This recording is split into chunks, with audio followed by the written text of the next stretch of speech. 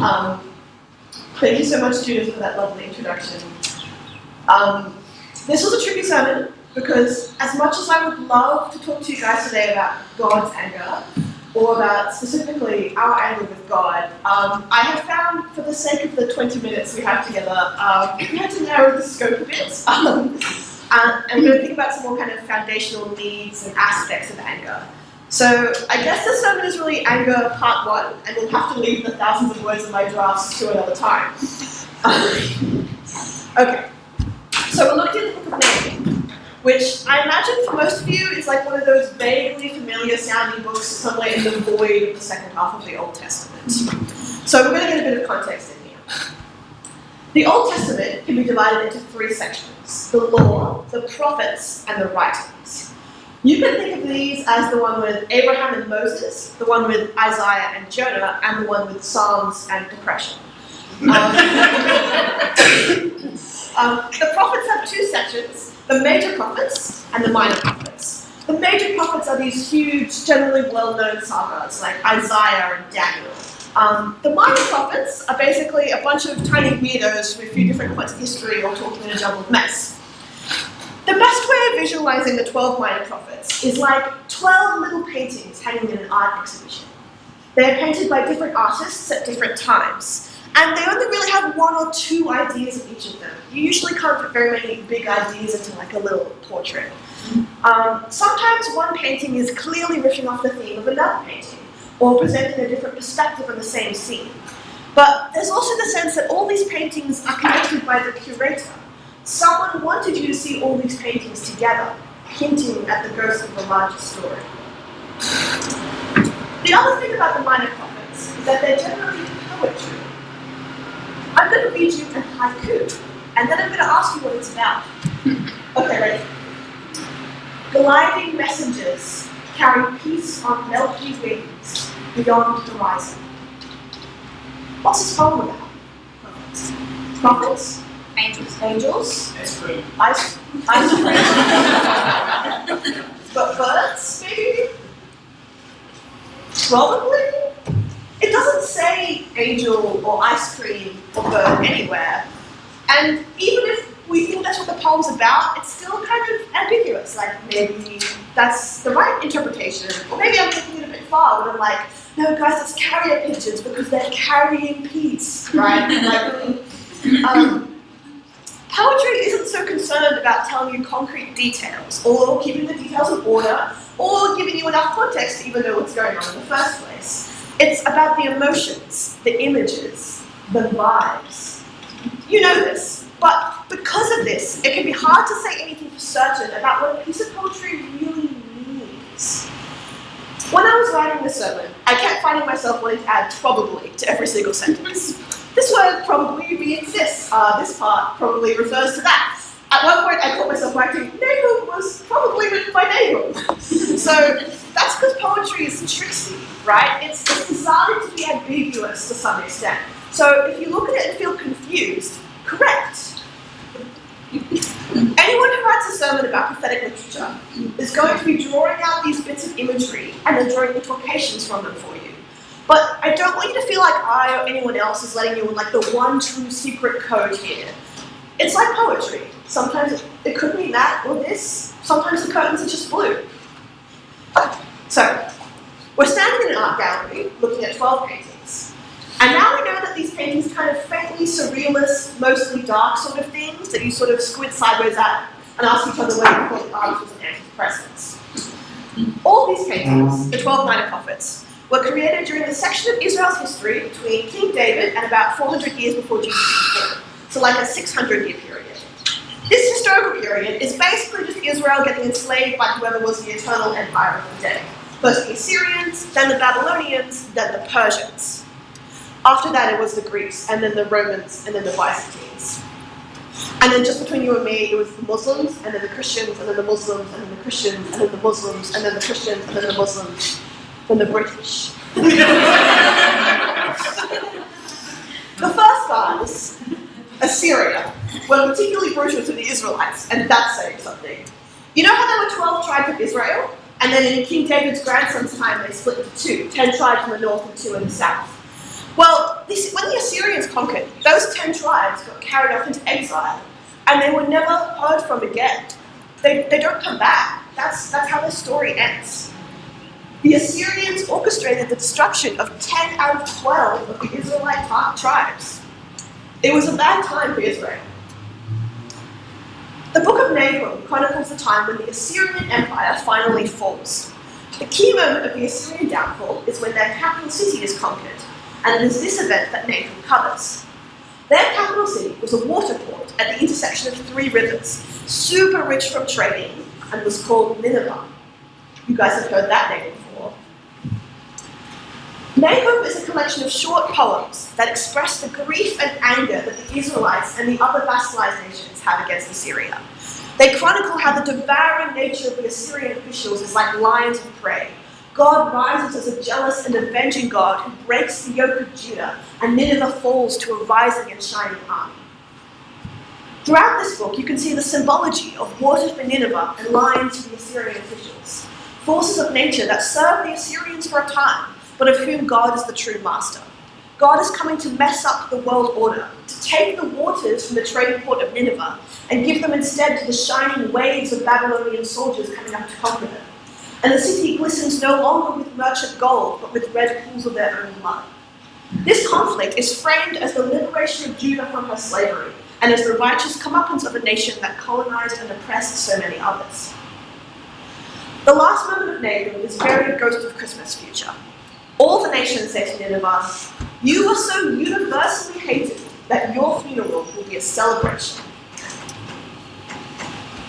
We've already had a lovely reading of some of Nahum, but I kind of want to get us a quick and dirty version of all of it. So we're now going to listen to kind of an abridged version, written a little more simply than Nahum is usually translated. I'm hoping it, will give us a nice overview together. It's only 300 words, so don't zone out. Try to enjoy it like a painting at a museum. God is a jealous and avenging God, and the whole earth trembles at his presence. Who can endure his fierce anger? The cliffs shatter before him, the hills melt. The Lord is good, somewhere to hide in times of trouble. He cares for those who trust in him, but with an overwhelming flood, he will make an end of Nineveh. God says, "Judah, now I will break the chains from your neck and tear your shackles away." God says, "Nineveh, I will prepare your grave, for you are vile." Scarlet soldiers brandish spears that dart through the city like lightning. Nineveh is exiled and carried away. She is pillaged, plundered, stripped. The Assyrians were once lions that filled their lairs with meat, but now they are themselves eaten by the sword. God, the Lord of armies, declares, "I am against you." Woe to that city of blood, full of lies and plunder, and never without victims. Now it is filled with bodies without number, and people stumble over their own corpses. "I am against you," declares God, the Lord of armies. "I will strip you and pelt you with feces." Nineveh, you have sent out many merchants. They have multiplied like locusts, stripped the land, and then flew away. Nineveh, you have posted many guards. They settle on the walls like locusts, but when the hot sun appears, they fly away. Nineveh, your shepherds slumber. Your peoples are scattered, lost on the mountains. Nothing can heal you. Your wound is fatal. All who hear the news about you clap their hands at your fall. For who has not felt your endless cruelty? So you can feel the anger in this, can't you? It simmers in the language. It bubbles out like a stream. The Israelites had just lost the vast majority of their nation. They had been displaced and enslaved and separated from their children and forced into marriages. They're pissed. The contemporary Christian culture most of us were raised in often assigns moral judgment to our emotions. Anger is bad. Calm is good. Scared is bad. Brave is good. Sad is bad. Happy is good. Jealous is bad. Charity is good. Proud is bad. Humble is good. We know this is an oversimplification, isn't it?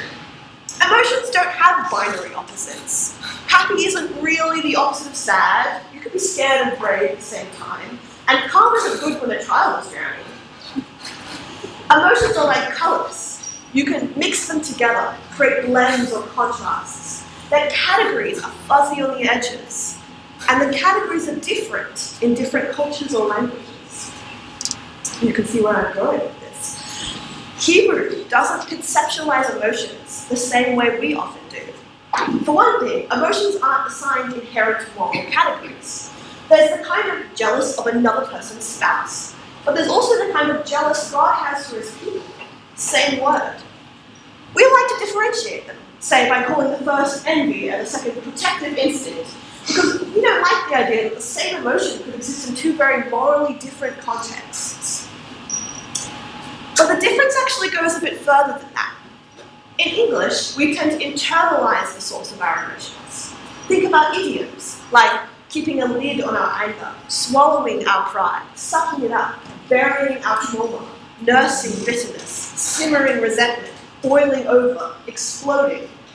We are the container, and the emotions are the contents. By contrast, Hebrew tends to externalize emotions. You can see it come through in some translations. You lift me up out of the pit. Terrors are turned upon me. Days of affliction have taken hold of me. The ropes of death encircle me. Hebrew tends to conceptualize emotions not as things we do, nor as things we are, but as things that happen to us. They also, and this will be weird for us, they often conceptualize emotions as specifically things that God does to them. You have turned cruel to me. With the might of your hand, you persecute me. You lift me up in the wind, you make me ride on it, and you toss me about in the roar of the storm. I'm not saying we're not responsible for our emotions, and I'm not necessarily saying that God is responsible for our emotions either. But I am saying that English likes to conceptualize emotions as an internal thing that can be internally fixed, even though that's more of a cultural truth than an absolute one. There's something else that we are also often socialized to think of as internal, even though that might not be the whole truth. I'm talking about sin. Think of our biggest default sins, the ones we think of first. Pride, jealousy, lust. Internally located activities and feelings, even though the Bible tends to speak first of poverty, injustice, or conflict. The way we categorize information affects the way we think. If we A, conceptualize emotions as an internal thing that can be internally fixed, and B, conceptualize sin as an internal thing that can be internally fixed, we subconsciously overlap the concepts in our brain. Our default example of sin becomes an emotion, and our default question about emotions is this a sin? Suddenly, our primary sin-fighting energy is spent internally, trying to change our emotions by sheer force of will, and then feeling guilty because it usually doesn't work. Nahum is unapologetically about anger. It's about anger all the way through.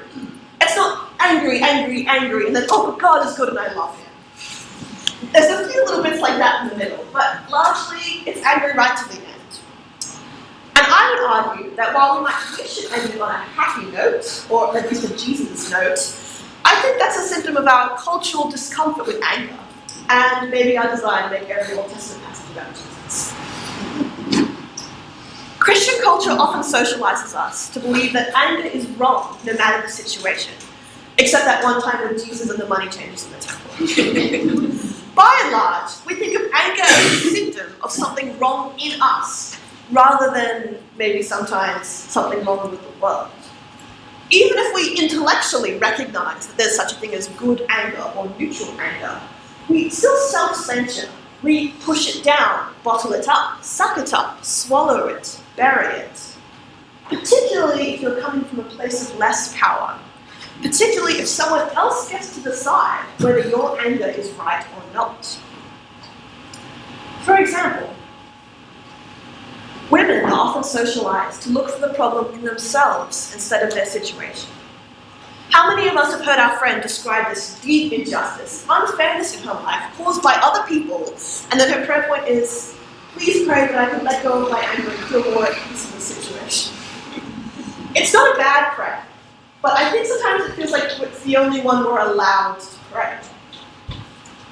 Teenagers and young people are often constantly battling against the angry and rebellious stereotype. I think you guys often see problems in the world, real problems that people should be angry about, but everyone seems to turn a blind eye to. But when I was that age, I often felt like I couldn't speak out about those things because my emotions would be dismissed as part of being a teenager. And those of us who have seen corrupt governments, who have seen our friends illegally arrested or unfairly conscripted, who have seen police with automatic weapons patrolling our streets, who have seen the erasure of stories and culture in service of the political agenda of the group in power. People ask gentle questions about it, and we answer them gently. And it's all thoughts and prayers, thoughts and prayers. And it's like, yes, thank you, but what kind of thoughts? What kind of prayers? Is there room for my angry thoughts and my angry prayers? And those of you who are leaders in teams and churches and families, where do you go with your anger? Do you try to pretend it doesn't exist until it's too late? Do you treat your anger like a character flaw that crops up, irrelevant of the situation? What am I bringing up? At what point does that avoidance become the perpetuation of generational trauma? Can we make it better for those after us if we can't acknowledge the hurt that we experienced in the first place? I hope some of you are feeling a bit critical of this sermon so far. But Evangeline, yes, aren't we meant to be a community of peace and forgiveness? Yes, absolutely. But anger is not the opposite of peace. Sometimes it's the necessary first step, the disinfectant that stings in the wound. Experiencing trauma, oppression, and injustice often results in anger. It's not an evil anger. It's the kind of anger that says, this is wrong, and I would make it right. Narratives of people who have experienced oppression often express this kind of bone-vibrating anger, often hidden beneath layers of shame and self-blame. People who are just coming to terms with the fact that they've been abused often find themselves with these explosions of anger that they didn't expect in themselves, when they finally realize how wrong the thing was that happened to them. This often happens months or years after the abuse occurred, when they're finally in a safe space to start healing. Nahum is the disinfectant in the wound of the Assyrian Empire. The Assyrians are leaving, and the Israelites have finally come to terms with how deeply they've been hurt. It's a brutal text. It's painful, violent, hateful. It doesn't discriminate between the political entity of Assyria and the Assyrian children and farmers who are just trying to live their lives. It uses sexual violence as a metaphor for conquest without considering how it dehumanizes women. It presents God as their violent avenger without considering how that might affect our feelings of God thousands of years later. It's not a healthy outlook on life to have long term. If you are someone who has been taught to ask about every Bible passage, what does this say about God? Then Nahum is a very difficult book to look at. I mean, it literally imagines God throwing feces at a naked woman. But I think in this case, the better question might be, what kind of person would compose this, write it down, sing it in the tabernacle? Why did they write this? What have they been through? What are they asking from God right now? What are they actually trying to say? I think it's like when you're having an argument with your child and they start throwing out these hurtful barbs at you, like they're just trying to say the most hurtful insult they can think of in the moment, whether or not they really mean it. Because it's not about the insult, is it? When you're that angry, you're just trying to express your anger, and the words that you use are not as important as the emotions that you're trying to express with them. Nahum isn't trying to make philosophical comments on the nature of God and humanity. Nahum isn't looking for advice or judgment. It's poetry, remember? It's not a theological essay. And to read it like that would be dishonest. Nahum is the voice of angry Israelites in this one moment in time saying, listen to me and I will tell you. What happened to me was wrong, and I am angry. Angry thoughts and angry prayers. I actually found the perfect example of a poem like Nahum we've written today. It is also, however, too explicit to read out in the sermon. But I'll give you the title at morning tea. I won't tell you now because you're looking up on your phones and stop paying attention. Okay. But my point is, when it comes to dealing with trauma and anger and oppression and colonization and fear, humans are still writing angry poems, just like they did 2,500 years ago. Recognizing and honoring the anger of how we have been hurt and how we have hurt others is the foundation stone in building a community of love. For those of you who feel stuck in your anger and have been stuck for a long time, I've got one more thing I want to share. In my younger, more desperate days, when the injustice of the world wrenched at the sinews of my shoulders, when violence was done to me by people and institutions that I didn't understand or even conceive of as violence until years later, when I would sit fuming in the pews at how wrong everything was and how everyone just pretended it was all okay, when I couldn't even read the Bible anymore because I was so angry, because reading the Bible was what they wanted, and if I did that, that meant symbolically that I was agreeing to their power over me. Eventually, one day God came to me and said exactly what I needed to hear for who I was in anger. One day God came and said to me, "Your anger is not wrong. Of course it's not. Your anger at injustice is honorable. You be as angry as you want. But you do not have to bear the anger at the injustice of the world alone. You do not have to feel like you have to keep being angry at something forever, because if you stop, then the injustice will slip away to continue invisible, unpunished. I see it deeper than you do, and when you die, I will not have forgotten. I am more angry about this than you could ever be. I am angry, so you do not have to."